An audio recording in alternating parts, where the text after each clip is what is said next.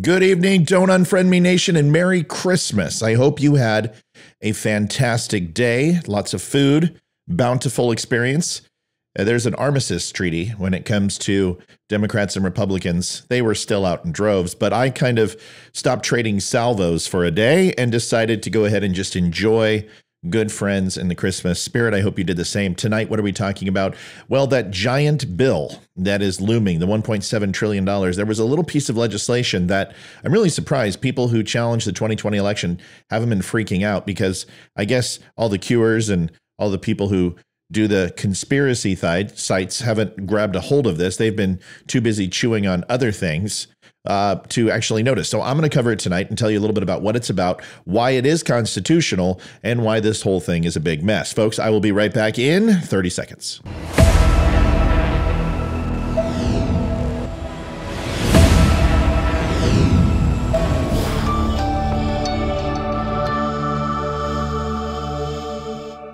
Thank you for watching Breaking Truth on the Don't Unfriend Me channel. My name is Matthew Spear. I am the host of Don't Unfriend Me. We didn't change the name, did we? I'm out of practice. Episode 420. But I do not recut the show. Always have to move ahead and do the right thing. Folks, Minutemen Coffee. One of the best coffees on the planet. I had a chance to crack the bag. I just switched partners with the Minutemen. And listen, they are the second largest veteran-owned coffee company in the United States. So I took it on their word that it was great coffee. Listen, I know I'm selling this stuff on don'tunfriendme.com, but holy moly, it is amazing. Like, I had the Trader Joe coffee. It was amazing. We made 10 cups and we plowed through it at like 8 o'clock at night. Tried the Don't Tread this morning. It's simply amazing. It's a cut above the rest. It's not Starbucks and acidic and kind of bleh tasting as that coffee tends to be. Go pick up a bag, or 3 bags actually, and get Trader Joe for free over on don'tunfriendme.com. And real quick, this pays the bills, folks, not because it necessarily they're paying me, but these are good friends of the show. Behind me right here is a American flag, a wooden flag. If you go to the PurcellvilleFlagCompany.com, PurcellvilleFlag.com, you can save 10% off any flag plus get free shipping. You can't beat it. It's made of wood, and shipping anything today in today's society and world is for free. Is a pretty good thing. So folks, thank you so much for joining. Let's talk about what we were going to talk about tonight. Thanks for the long intro. I got to get through the work. The Electoral Count and the Reform Act that we've heard about. The Electoral Count Reform and Presidential Transition Improvement Act of 2022 is what it's actually called. It was introduced into Congress by Republican senators. Now, when we say Republican senators, we have to be very careful to understand, are these people midliners? Are they hardliners? Are they conservatives? Or are they just pretending to be Republicans, as rhinos or uniparty people often do? In this case, they were a little bit of all of that. But here's how the bill's summary defines its content. And this is really important. And why is this important to you? Well, on the far right side, people are saying, well, this is the way for them to steal elections like they did in 2020, whatever.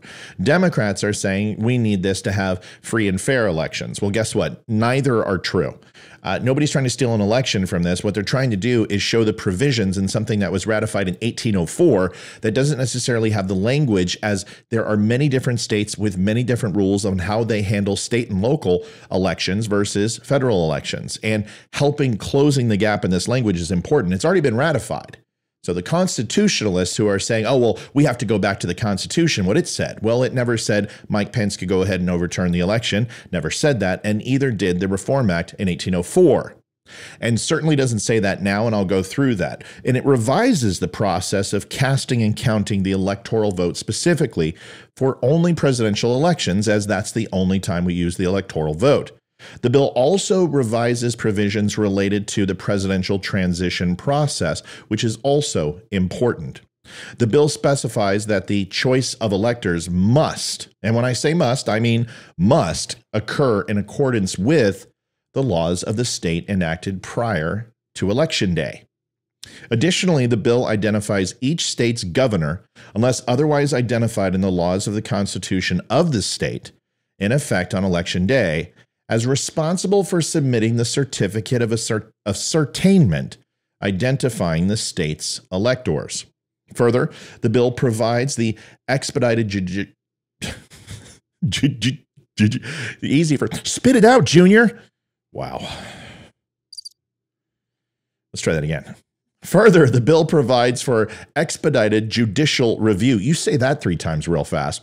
For any action brought by an aggrieved presidential or vice presidential candidate arising under the U.S. Constitution or U.S. laws with respect to the issuance or transmission of such a certificate.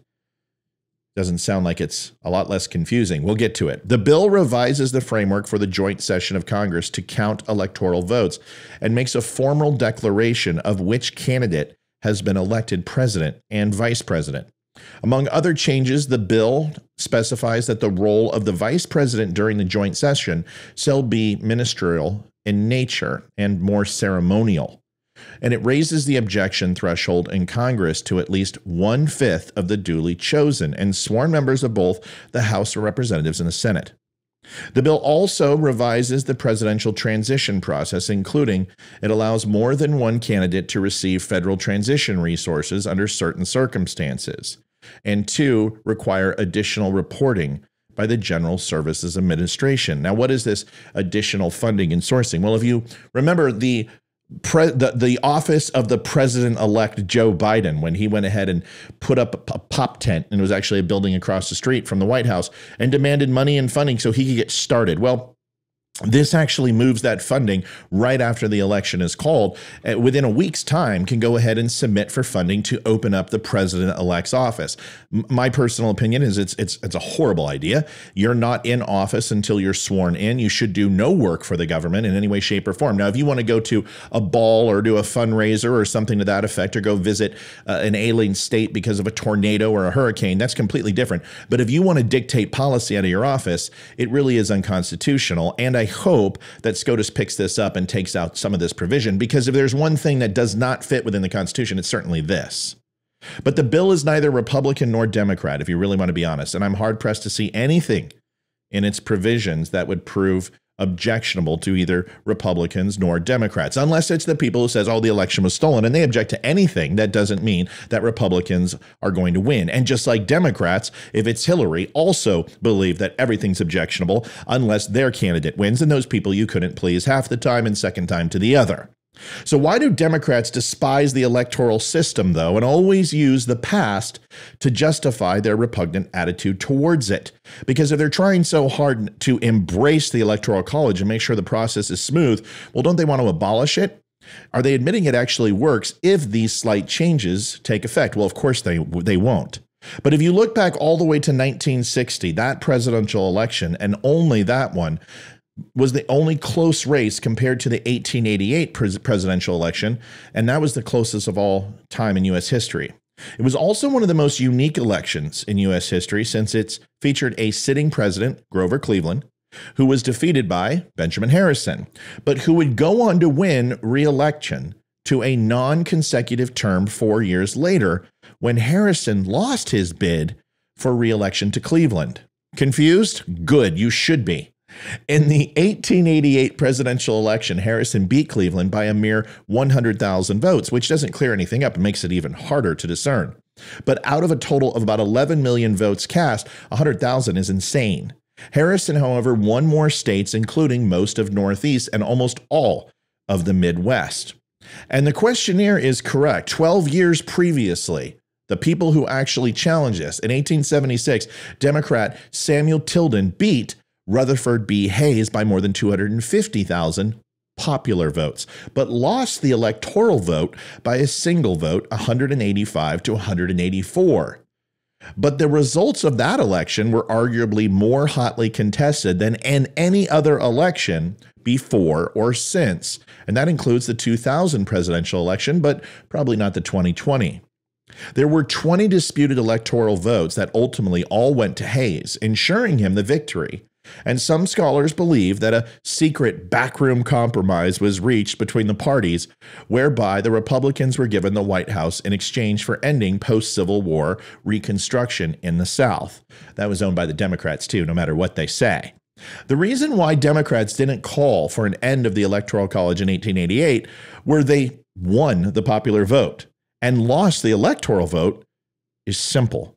The Democrats in 1888 realized that the U.S. president is not elected by means of the popular vote in total. He is elected by means of the electoral vote total. To a Democrat or anyone else in 1888, the argument, but he won the popular vote, would have been considered laughable and completely nonsensical. Obsession over the popular vote in total is a relatively recent phenomenon by the Democrats only when they lose. This is not to be taken as a criticism of the Democrats because Republicans do it too, neither then nor now. But to my mind, discussions about reforming or abolishing the Electoral College system are both stupid and a waste of time. But these discussions should take place objectively and not in the light of lost elections, even though I just said they were stupid and completely a waste of time. In the end, as a thought experiment, how plausible is it? And let's take a real consideration of this for the people say that Mike Pence could overturn the election and all he had to do was do it and he's a traitor to Trump. Well, here it is, and I want you to play through this. Do you really believe that the forefathers drafting the Constitution would have said, yeah, let's let the vice president, who may well be one of the candidates in the election, effectively have autocratic power over which votes get counted to determine the winner? And that was ratified in 1804, folks, that the opposite party loser of the election became the vice president. So could you imagine if Hillary got to decide if Donald Trump actually won, or if Biden could have decided that in 2016? It's nonsense. Democrats often use this language, the language that it's unfair, only when they lose. But the Democrats want to respect minority rights, supposedly. But they don't want the minority of U.S. voters to determine who gets elected president. According to their language, they say it's unfair.